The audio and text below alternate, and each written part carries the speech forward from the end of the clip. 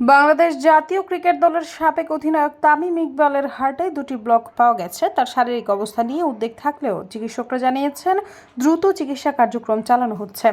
সোমবার বিকেএসপিতে ঢাকা প্রিমিয়ার লিগের ম্যাচ চলাকালীন হঠাৎ বুকে ব্যথা অনুভব করেন তামিম। প্রথমে ফজিলাতুন্নেসা হাসপাতালে নেওয়া হয়, সেখানে তার বিভিন্ন পরীক্ষা নিরীক্ষার পর হার্টে দুটি ব্লক ধরা পড়ে। চিকিৎসকদের তত্ত্বাবধানে তামিমের এনজিওপ্লাস্টি ও অন্যান্য প্রয়োজনীয় চিকিৎসা চলছে। রিংও পরানো হয়েছে। এই মুহূর্তে তিনি নিবিড় পর্যবেক্ষণে রয়েছেন।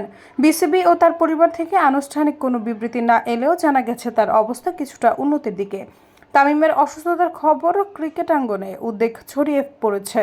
সতীর্থ ভক্ত ও ক্রিকেট সংশ্লিষ্টরা তার সুস্থতার জন্য প্রার্থনা করেছেন। আপাতত তার অবস্থা পর্যবেক্ষণে রাখা হয়েছে এবং পরবর্তী আপডেটের জন্য অপেক্ষা করতে হবে। সৈয়দা ফারিয়া, সমযোগ।